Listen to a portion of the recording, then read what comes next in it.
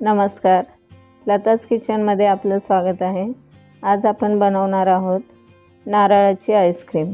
त्यासाठी लागणारे साहित्य आहे 1.5 कप नारळाचे काप, अर्धा कप नारळाचे पाणी, अर्धा कप साखर, 1.5 कप दूध, 1/4 cup milk powder, 1 tablespoon cornflour, 1 cup whipping cream.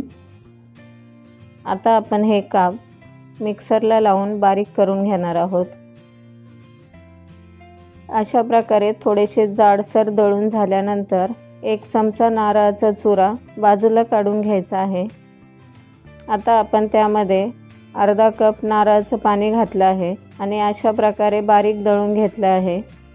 नारळाचे काप दळताना 2 ते 3 टेबलस्पून पाणी घातले आहे।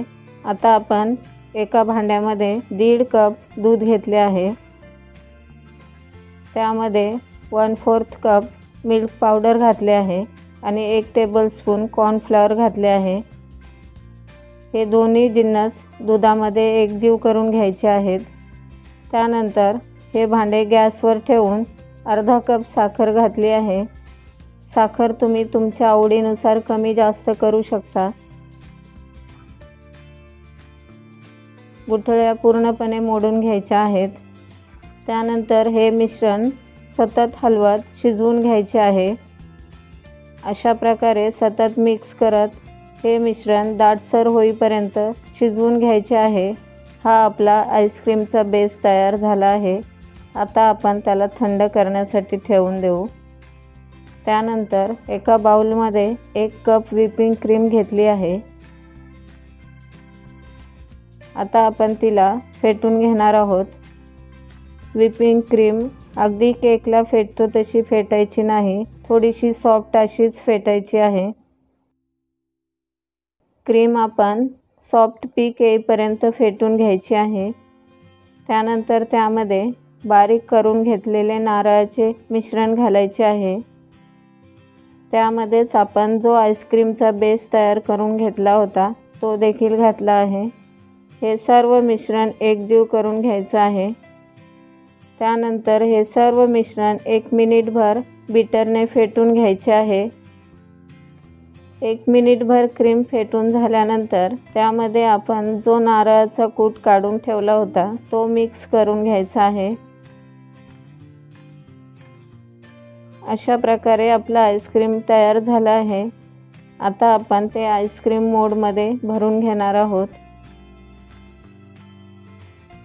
अशा प्रकारे आईस्क्रीम मोल्ड भरून झाल्यानंतर त्यावरती फॉईल पेपर लावून घ्यायचे आहे आणि त्यावरती आईस्क्रीम स्टिक लावून घ्यायची आहे।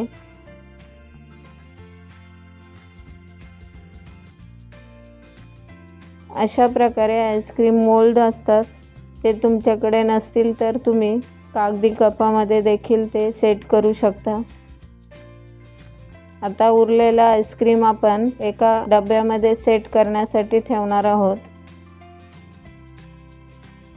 अशा प्रकारे एका डब्यामध्ये आईस्क्रीम ओतून त्यावरती आपण प्लास्टिक रॅप लावून घेतला आहे। आता हे आईस्क्रीम आपण रात्रभरासाठी सेट करण्यासाठी ठेवणार आहोत। प्लास्टिक रॅप लावल्यामुळे आपल्या आईस्क्रीममध्ये आईस क्रिस्टल तयार होणार नाहीत आणि आईस्क्रीम अगदी छान होईल। साधारण 8 ते 10 तासानंतर आपला आईस्क्रीम तयार आहे। आता आपण ते सर्व करूया। आपलं आईस्क्रीम अगदी मार्केटच्या आईस्क्रीमसारखं झालं आहे। अगदी मार्केटसारखं त्याचं टेक्स्चर आलेलं आहे। आईस्क्रीम खूप सॉफ्ट झाली आहे आणि टेस्टी झाली आहे, तेव्हा तुम्ही नक्की बनवा। आणि रेसिपी आवडली असेल तर लाईक करा, शेअर करा आणि माझ्या चॅनलला सबस्क्राईब करा। धन्यवाद।